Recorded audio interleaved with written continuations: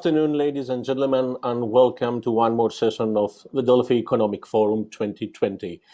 My name is Christos Danezis, and I'm the General Manager of Sigmalive Network, which is the market leader of digital publishing in Cyprus. It is also the digital business unit of DS Media Group, which is the largest media group of companies on the country. For this session, I'm really pleased to be joined by Sir Rob Wainright, Senior Partner of Deloitte's European Cyber and Financial Crime Practices. He has a long background in cybersecurity, and he was also the Executive Director of the European Law Enforcement Agency, better known under the name Europol. Welcome, Sir Rob, and thank you for being here with us today. It's a pleasure. Thank you, Christos. So for the next 20 minutes, we will have a very interesting conversation about cybersecurity in the age of accelerated digital transformation. We will try to explore the new trends in cybercrime and learn how companies and individuals should respond to these cyber threats, especially now that almost all the countries encourage their citizens to stay, learn, and work from home.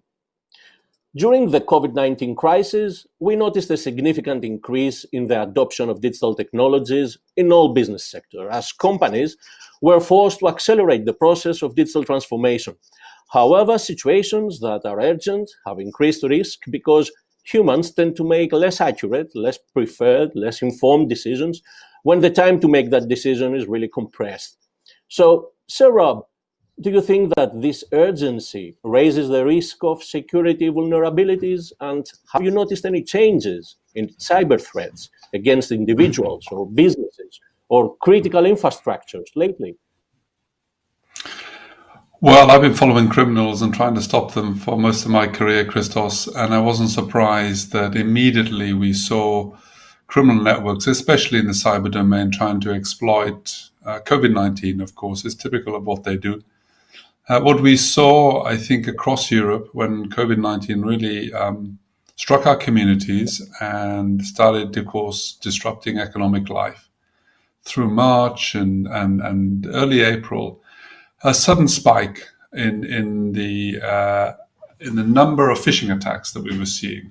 Phishing attacks that really were trying to lure people towards fake websites that were pretending to offer test kits, free test kits, or even vaccines for COVID-19. Of course, these were fake.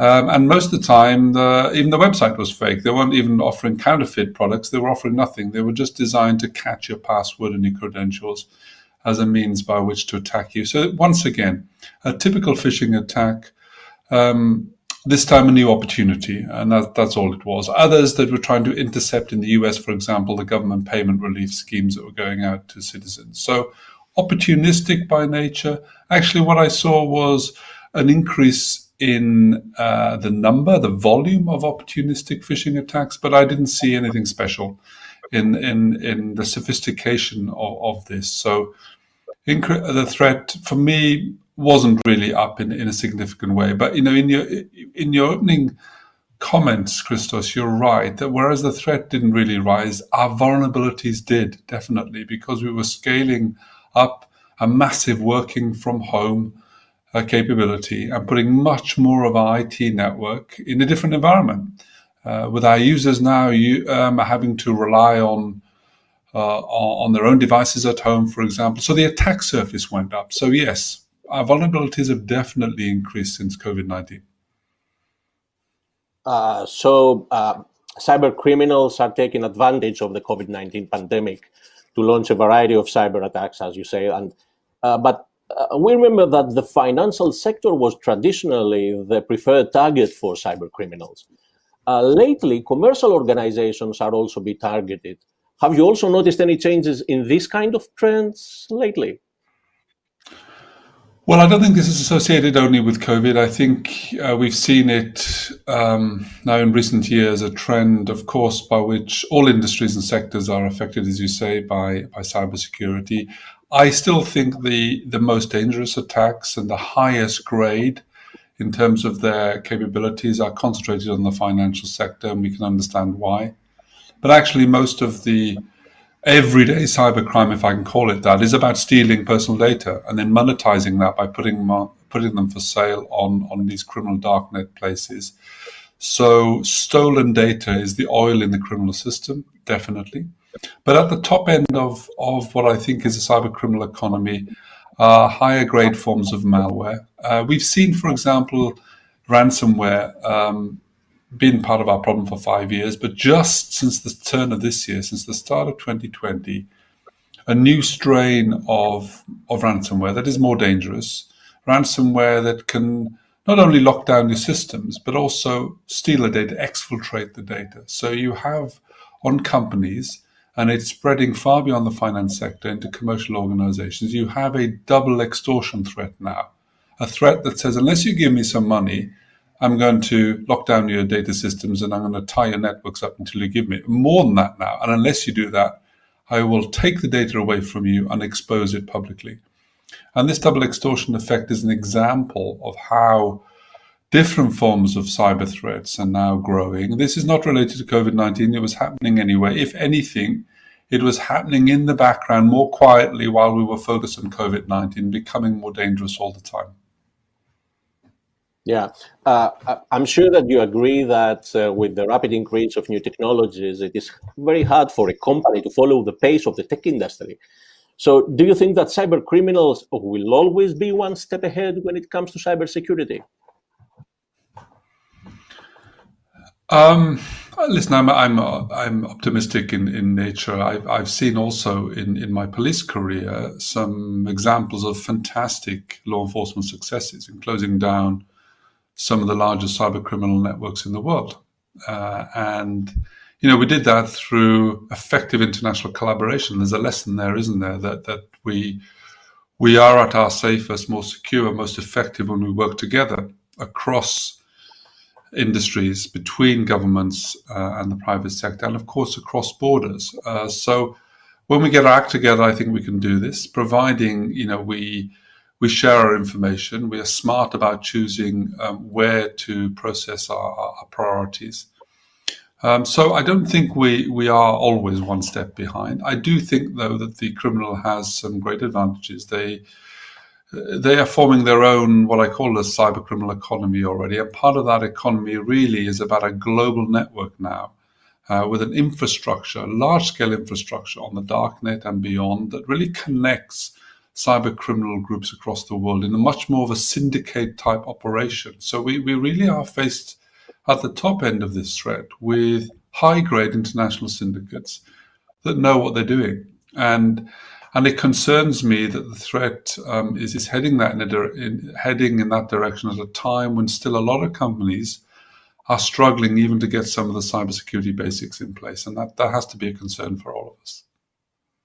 Yeah, so how do you think companies can respond effectively towards cyber threats, especially during the COVID-19 crisis, where many of them are also struggling for survival?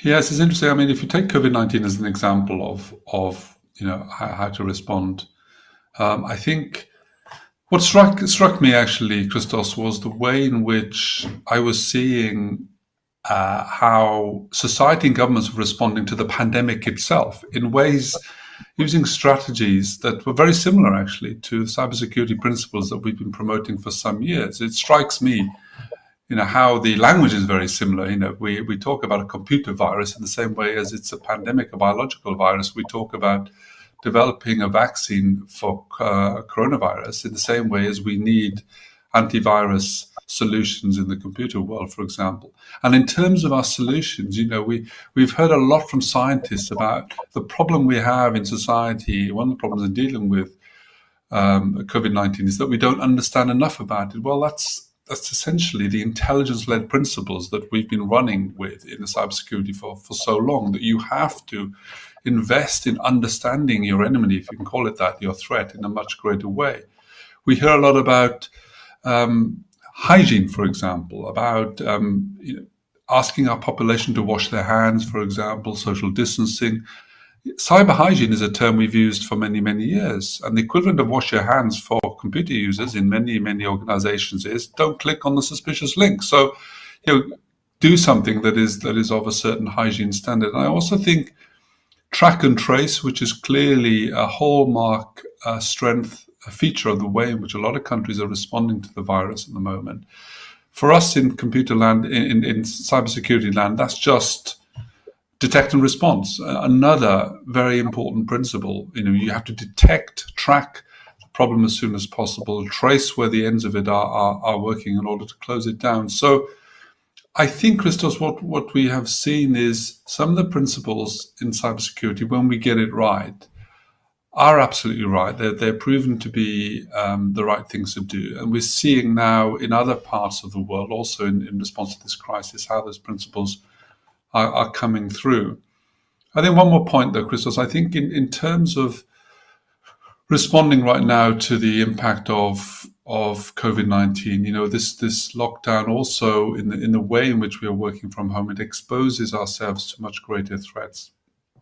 I think, therefore, we have to take care of the way in which so many remote devices are connecting to our enterprise structure, of course. So that there are very smart technologies like a virtual desktop infrastructure, which work in a way that protect us. But we have to get right, I think, this business of user awareness. We have to make sure that our staff understand that there has been a spike in phishing attacks. They need to be more alert than ever before they click on those links. Yeah, there is also a question which I think that it comes up every 6 months. What do you think is the most underrated risk of security today that companies should pay more attention maybe in the following years? You know that new technologies are coming like 5G or Internet of Things that will connect more devices to the network. So are there any underrated risks right now that companies should pay attention more? Well, I think they have to pay attention to the fact that there are risks everywhere, that all new technologies will be exploited by some cyber criminals. We have to understand that. And we've seen that every time we have a new IoT device or capability come through, it's immediately exploited. Cryptocurrencies have been exploited. It's a major reason why, by the way, ransomware has become a problem, because you can now extort money from people in an anonymized way. Every new technology has a criminal opportunity. We have to understand that. So it's also about developing a security by design culture in your system, in your organization, the way that you deal with it. I think if there was one specific area that is underestimated, in my view, it's insider threat. And I don't necessarily mean malicious insider threat, that people have been planted to work in some kind of corrupt way with criminal organizations. That is a threat, it is there. But actually the way in which, in an unintended way, going back to user activity, that we can have so many cybersecurity problems. By far and away, the greatest part of cybersecurity incidents are caused by user behavior error, and so attending to that, I think, is always seems to me to be underestimated and an important thing to get right. After this short discussion, I'm sure that companies will now have enough to think as implementing their digital transformation strategy, because we all need to understand that cyber threats will continue to evolve, causing harm globally, but we don't have to fear, and we need to be prepared to respond to these new forms of crime. So, Rob, thank you for joining us today. It was nice talking to you about this important topic, not only for the companies, but for every individual who experience the impact of digital transformation. I think that you highlighted the threats and gave us useful information and ideas on how firms can position themselves to survive in such a dangerous landscape. Thank you very much. Thank you. Thank you all for watching this session about cybersecurity in the age of accelerated digital transformation. There are a lot of interesting sessions coming up on the Delphi Economic Forum 2020. Goodbye and stay safe.